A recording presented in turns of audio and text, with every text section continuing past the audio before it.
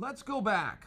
I got to go back because you guys are being dicks to me. And that doesn't usually happen. We're usually all on the same page here, but I have given a number of commentaries on the melee and the fight itself that was Conor versus Khabib. I think that I am coming at you very fair and objective, and you guys are shoving it up my ass telling me that I'm a Conor McGregor defender, which I've never been accused of in my life. In fact, it's always been the opposite. Hey, Chael, why won't you give Conor a break?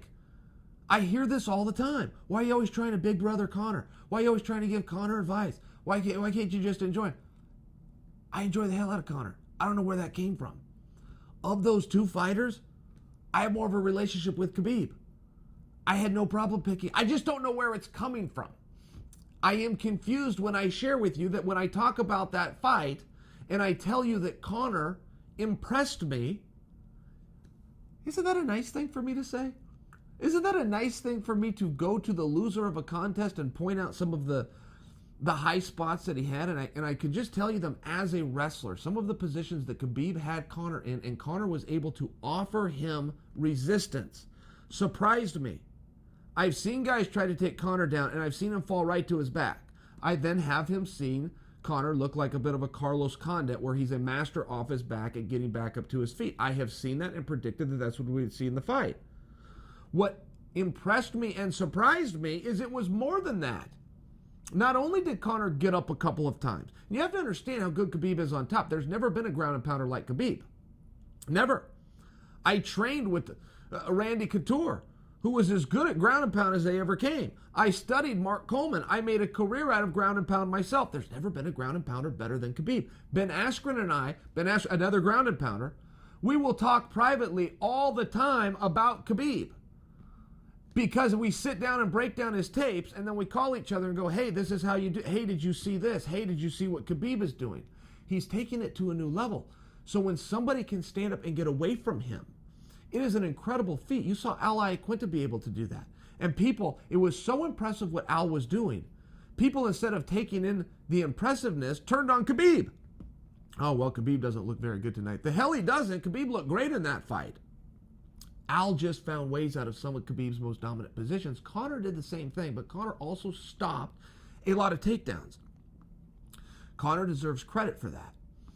We're pointing that out when that is the reality that I saw with my own eyes live in the venue, and it's a reality that you guys saw, but for some reason are choosing to resist as recently as 6 days ago. I don't think you should be coming down on me for that. Also for the melee afterwards. I have seen a lot of pushback in saying that the aggressor in that situation was Khabib. I'm right about that. And there has been a number of you who have come out and said, Chael, Conor threw the first punch. First off, I haven't the foggiest idea how you guys can make that claim. It is simply not true. Conor McGregor was sitting down on his ass, quite literally, after being choked out with Khabib standing over him. To say that Conor was the aggressor, Conor comes up to his feet. Khabib is flying over the cage. Like an eagle, he has flown into the cage, and people are still claiming Conor McGregor threw the first punch. Conor McGregor did not get up on that cage where that punch that you guys say was thrown first until Khabib was already in the crowd attacking. You form your own opinions. I am not the judge on this. But in a normal situation, much like you, I could be a jury member. As a member of the jury, I will offer you my opinion, but I will also listen to yours. But if you're going to tell me the facts, you must tell me them in the correct order.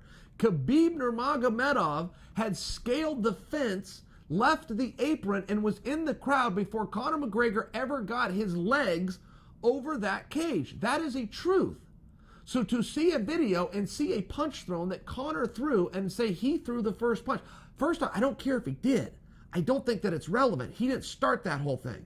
Conor McGregor was in the octagon where he had a license to be, doing what he was supposed to do, which is protecting himself at all times. When all of a sudden somebody else is on top of the octagon confronting him face to face. So you can keep saying he threw the first punch. Khabib Nurmagomedov was already in the crowd throwing kicks and punches before Conor ever scaled that fence. So if this is the argument that you want to hang your hat on, go right ahead. You will be wrong, you will be unobjective, you will be unfair, and you would be disqualified as a jury member. But if you're going to elect to try this in the court of public opinion, which is where this will be tried, then you at least have to come to me with the accurate facts. And Conor did not throw the first punch. A melee had broken out to an exhausted and tired Conor McGregor. Okay? Conor McGregor lost that fight. He is not expected to be in a sound place of mind. That's not to say he wasn't, but it is to share with you, he is not expected to be.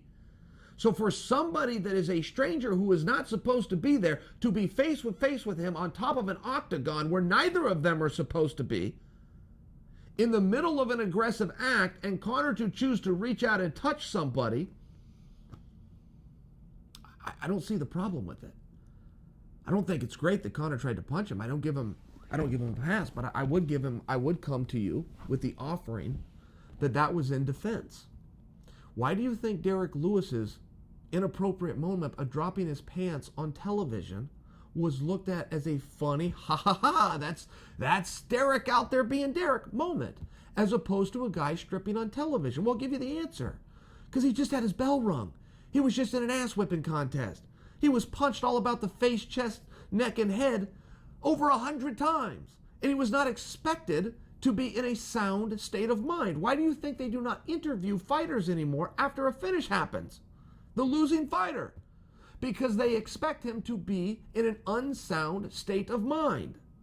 So now you are coming down on Conor McGregor and acting as though he was the aggressor because you say he threw the first punch, which is not true. He did not. He did not even get on top and straddle that octagon until Khabib had flown over the octagon and jumped into the crowd.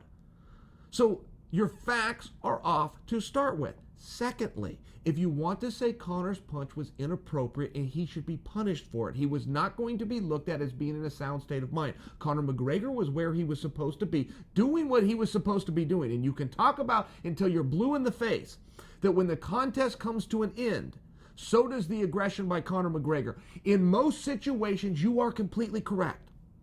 And we've actually seen evidence of that. We have seen Paul Daley throw a punch after the bell. That is assault. That is a crime. He was released from the organization for doing that. We have seen fighters do. So I understand where you guys are coming from. I will tell you, though, in the streets and in life, okay, and in the ring, the referee will tell you, and it supersedes everything, you protect yourself at all times. Conor McGregor was in the field of play as a licensed athlete, and he was confronted with an aggressor, and he protected himself at all times. You can lay into me for laying those facts out for you, but those are the facts. He was where he was supposed to be. He was doing what he was supposed to do. And if you're upset that he threw a punch, and I heard the commission come out and say that that punch is what prompted the other two guys to come in the ring that then swung on Conor. I've heard them say that, and they haven't said a whole lot lately. And perhaps they just haven't had time to finish their thought. So I'm not coming down on them. But if you're going to say that Conor's actions are what prompted other actions, then what's good for the goose is good for the gander, and what prompted Conor's actions was another aggressor being face to face with him on top of an octagon when he did not belong there. He was not licensed, and he was not over the overriding rule of combat, which is you protect yourself at all times. If you don't like that argument, that's on you. But those are the facts, and that's the way it happened.